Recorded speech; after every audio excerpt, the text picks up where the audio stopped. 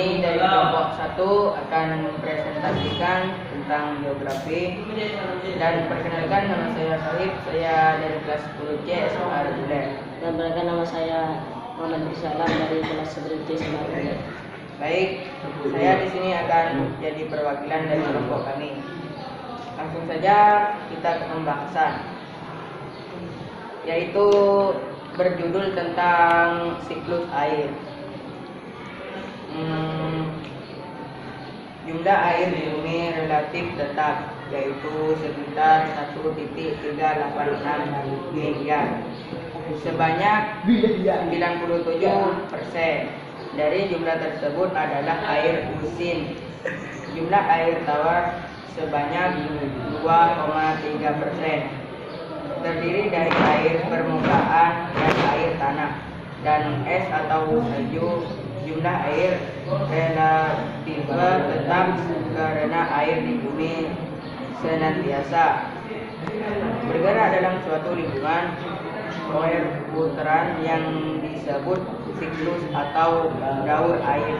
Siklus air adalah serangkaian tahanan yang dilalui air dari atmosfer ke bumi dan kembali ke atmosfer. Siklus ini terjadi melalui proses-proses berikut. Oke, dan selanjutnya akan dilanjutkan oleh saudara Muhammad Rizal. 1. Evaporasi. Evaporasi adalah proses penguapan air oleh panas matahari. Penguapan tersebut mengubah wujud air menjadi gas. Panas yang diterima menyebabkan molekul dalam air bergerak lebih cepat dan saling berbenturan. Beberapa molekul akhirnya melepaskan diri dari molekul lain dan berubah menjadi air. 2. Sublimasi. Sublimasi adalah proses evaporasi yang terjadi pada salju dan es. Proses sublimasi adalah proses perubahan padat menjadi cair, lalu menjadi gas dan cair terlebih dahulu. 3. Transpirasi.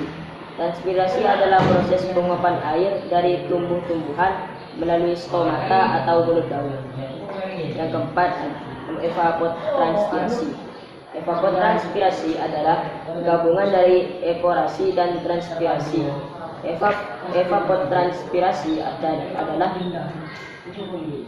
menggambarkan nilai kebutuhan lingkungan, vegetasi, atau daerah pertanian. Evapotranspirasi ditentukan oleh faktor intensitas penyinaran matahari, kecepatan anginnya, luas daun, temperatur, dan tekanan udara. 5. Kondensasi. Kondensasi adalah proses perubahan wujud uap air menjadi awan, kemudian menjadi tetesan air yang cair karena pendinginan yang disebut hujan. Kondensasi adalah proses yang berlawanan dengan evaporasi.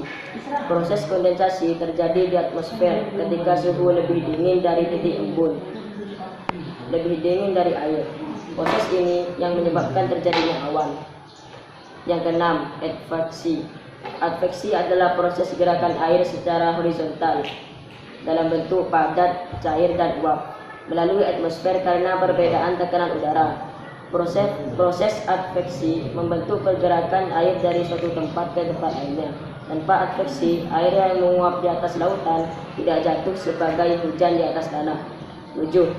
Presipitasi. Presipitasi adalah proses ketika uap air yang terkondensasi jatuh ke permukaan bumi sebagai hujan. Proses ini mencakup hujan air, hujan es, dan hujan salju. 8. Aliran permukaan. Aliran permukaan adalah proses mengalirnya air di permukaan. Ketika air mengalir, ada kemungkinan air merembes ke dalam tanah lalu menguap ke udara, mengalir ke danau atau laut, atau diambil untuk keperluan manusia. Dan yang terakhir adalah infiltrasi. Infiltrasi adalah perkolasi, proses perembesan air ke dalam tanah secara vertikal dan horizontal melalui pori-pori tanah dan piston. Melalui proses ini, air permukaan dapat tersimpan dan menjadi air tanah. Baiklah, selanjutnya akan dilanjutkan oleh Sohi. Baik, di sini siklus air dibedakan menjadi 3 macam, yaitu sebagai berikut. Yang pertama, siklus panjang. Siklus panjang berasal dari penguapan evaporasi. air laut dan air yang ada di permukaan bumi. Setelah itu, uap air tersebut berkondensasi menjadi pada awan. Awan tersebut terbawa oleh angin dan jatuh sebagai hujan atau butiran es, salju atau presipitasi di wilayah pegunungan yang membentuk geysers mengalir masuk ke sungai yang akhirnya kembali ke laut. Dan yang kedua, siklus sedang.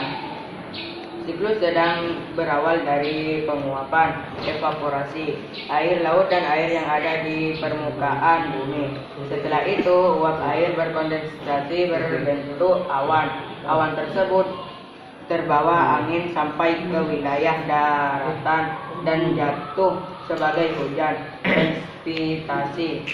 Air hujan adalah yang menjadi aliran permukaan, meresap ke tanah, mengalir ke sungai, dan akhirnya kembali ke laut.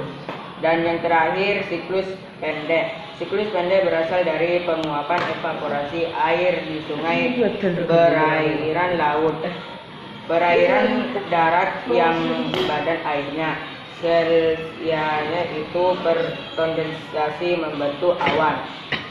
Baik, apakah ada pertanyaan dari kelompok kami? Nggak ada. Baik, saya akan menanya. Pertanyaan yang pertama, apa itu evaporasi? Dan yang kedua, apa yang dimaksud dengan sublimasi? Oke, di sini evaporasi adalah proses penguapan air oleh panas matahari. Penguapan tersebut mengubah wujud air menjadi gas. Dan yang kedua, sublimasi. Sublimasi adalah proses evaporasi yang terjadi pada salju dan es.